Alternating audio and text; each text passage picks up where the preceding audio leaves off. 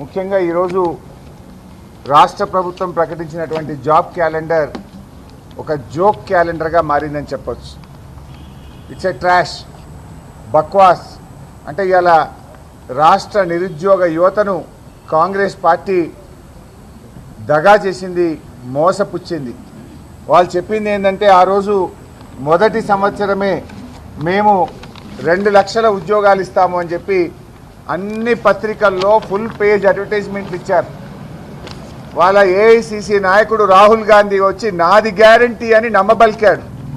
ఎంత స్పష్టంగా రాశారంటే 2 lakh appointments in the first year, మొదటి సంవత్సరంలోనే 2 లక్షల ప్రభుత్వ ఉద్యోగాలు ఇస్తామని చెప్పి గల్లీ నుంచి ఢిల్లీ దాకా నమ్మబలికారు. పత్రికల్లో అడ్వర్టైజ్మెంట్లు ఇచ్చారు. ఎలక్షన్ ప్రచారంలో ఊరూరికి చెప్పారు.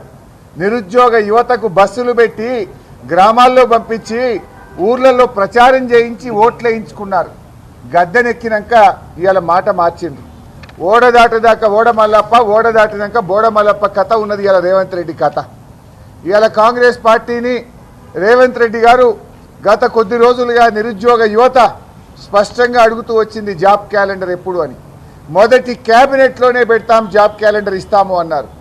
8 నెలల తర్వాత ఊరిచ్చి 8 నెలల తర్వాత ఇవాళ జాబ్ క్యాలెండర్ ఇస్తే వీళ్ళు ఏమన్నా ఉన్నదా?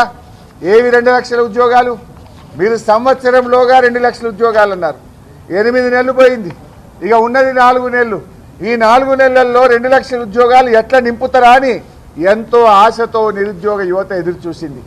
ఇందులో ఎంత జోక్ అంటే గవర్నమెంట్ అసెంబ్లీలో ఏదైనా స్టేట్మెంట్ ఇస్తే ఆ స్టేట్మెంట్ ఎవరు ఇచ్చారు? ముఖ్యమంత్రి గారు ఇచ్చారా? సంబంధిత మంత్రి ఇచ్చాడా? వాళ్ళ పేరు ఉంటుంది కింద.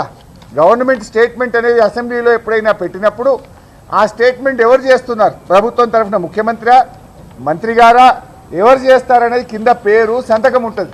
కానీ ఇదేంటంటే చిత్తు కాగితం లాగా ఒక తెల్ల పేపర్ మీద స్టేట్మెంట్ లాంటిది పెట్టి చర్చ లేకుండా ఫటాఫట్ ఉప ముఖ్యమంత్రి గారు చదివిండు.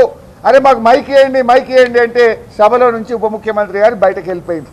లక్షలాది మంది నిరుద్యోగ యువతి యువకుల కంటే ముఖ్యమైన అంశం అసెంబ్లీలో ఏముంటుంది? చర్చ చేయడానికి ముఖ్యమంత్రికి భయం ఎందుకు? చర్చ చేయడం అంటే ఈ ప్రభుత్వం ఎందుకు పారిపోయింది అని మేము అడుగుతా ఉన్నాం. మీరు చేసేది నిజమే అయితే, మీరు ఇచ్చిన మాట నిలబెట్టుకునేటోళ్ళు అయితే దమ్ముంటే మాట్లాడాలి కదా.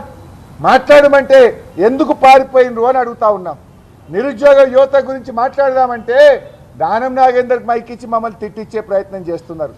అంటే మీరు మోసం చేసింది కనుక, మీకు ముఖం లేదు కనుక, మాట్లాడడానికి విషయం లేదు కనుక దానం నాగేందర్తో మమ్మల్ని తిట్టించి సభను డైవర్ట్ చేసే ప్రయత్నం చేసింది. కానీ మిమ్మల్ని మేము వదిలిపెట్టాం.